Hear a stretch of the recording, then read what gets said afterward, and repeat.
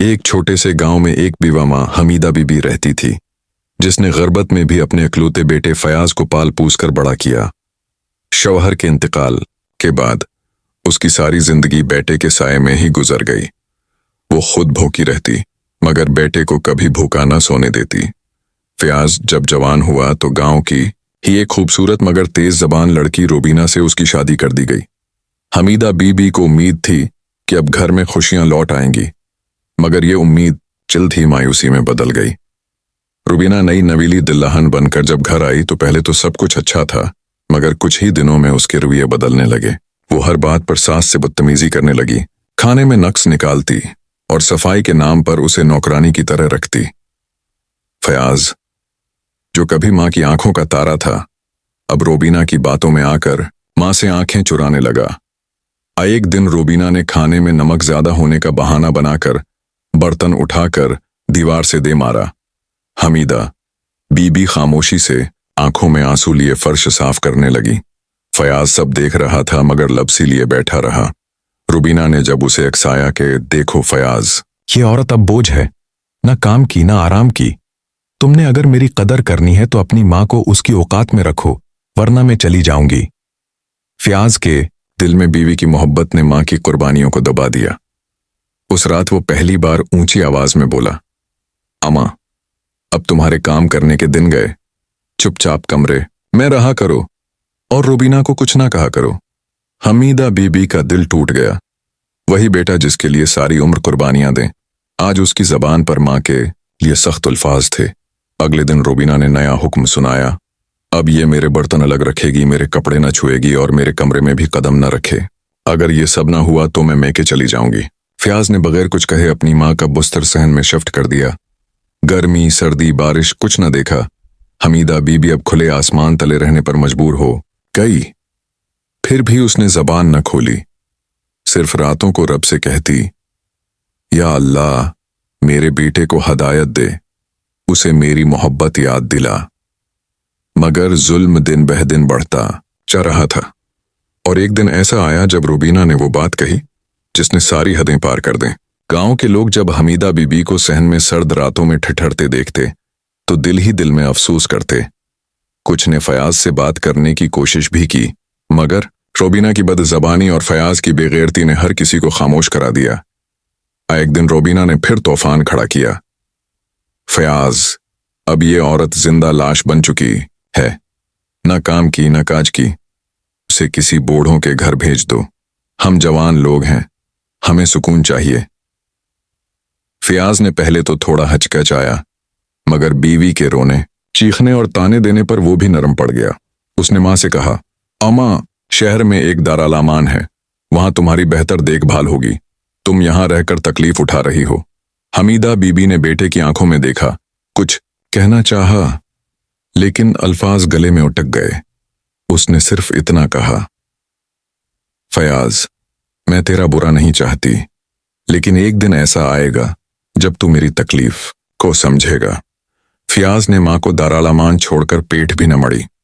उसकी माँ ने पीछे से उसकी परवरिश, उसकी बचपन की जदें, बुखार की रातें और भूखी माँ की दुआएं याद दिला दें, मगर सब बेकार। चंद दिनों बाद रूबीना खुशी से घर में गाने बजाने में लग गई।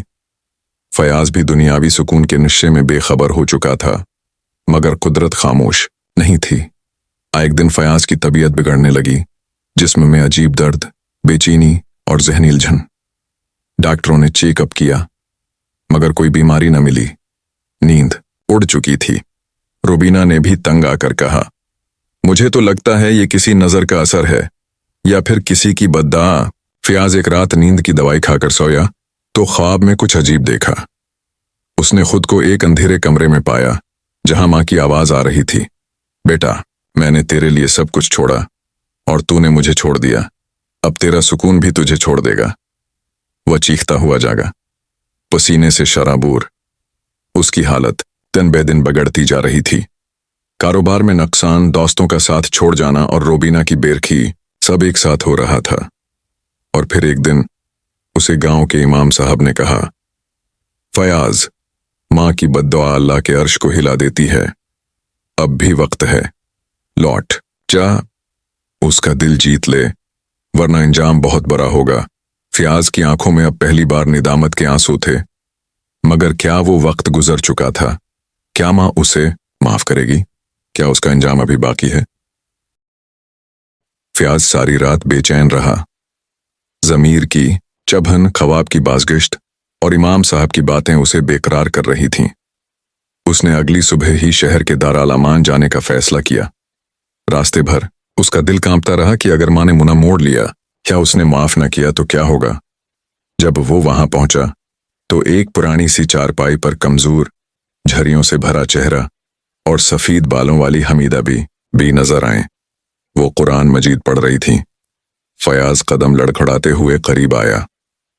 अमा, बस एक लफ्ज निकला और उसकी आवाज रुंध गई। हमीदा बीबी ने सिर उठाकर देखा, आंखों में हैरत, दर्द और मोहब्बत का इम्तिजाज। फयाज, उसकी आवाज कपकपाई। तो यहां फयाज रोते हुए मां के कदमों में गिर पड़ा। अमा, मुझे माफ कर दो, मैं बहुत जालिम था। मैंने तुम्हें धत्कारा, तुम्हारा दिल दिखाया, तुम्हारी खदमत की जगह बीवी की बातों में आकर तुम्हें घर से निकाल दिया। हमीदा बीबी ने कांपते हाथों से बेटे के सर पर हाथ रखा। बेटा, जिस मां ने तुझे अपनी आगोश में पाला हो वो कैसे बदहा दे सकती है? मेरी दुआ थी कि तू पलट आए, आज तू आ गया, बस यही काफी है। फियाज की हालत कुछ बेहतर होने लगी, जैसे मां की दुआ ने उस पर से सारा बोझ हटा दिया हो। वो मां को अपने साथ वापस ले आया। गांव के लोगों ने जब ये मंजर देखा तो हर आंख नम हो गई। अब वही सहन जहां मां तन्हा रातें जाग कर गुजारती थी, उसमें बेटे की खिदमत, इज्जत और मोहब्बत मौजूद थी। मगर हर चीज वापस नहीं आई थी। फियाज का कारोबार तो ठीक हो गया, सुकून भी मिल गया, मगर रोबिना, जब उसे पता चला कि फयाज मां को वापस लाया है तो उसने घर में तूफान बर्पा कर दिया। या तो मैं रहूंगी या ये बड्ढी औरत। फियाज खामोशी से मां के पास आया और कहा, अम्मा, आज फैसला आपका है। अगर आप कहीं तो मैं रोबिना को मना लूं, मगर अगर आप चाहें तो। हमीदा बीबी ने मुस्कुराकर कहा, बेटा, बीवी अगर मां की दुश्मन बन जाए तो वो घर नहीं कैद खाना बन जाता है। जिस बीवी में बर्दाश्त न हो वो साथ निभाने के काबिल नहीं। फियाज ने रोबिना को तलाक दे दी। चंद माह बाद उसे मालूम हुआ कि रोबिना ने दूसरी शादी कर ली है और जाते हुए जीवर, पैसे और घर के कुछ कागजात भी साथ ले गई है। मगर फयाज अब सब्र वाला, मुआफ करने वाला और मां के कदमों में जन्नत तलाश करने वाला बन चुका था। हर जमा को वो इमाम साहिब से कहता, मौलवी साहब, अब मुझे सुकून मिल गया है। मेरी मां मेरे साथ है और मेरे रब ने मुझे मुआफ कर दिया है।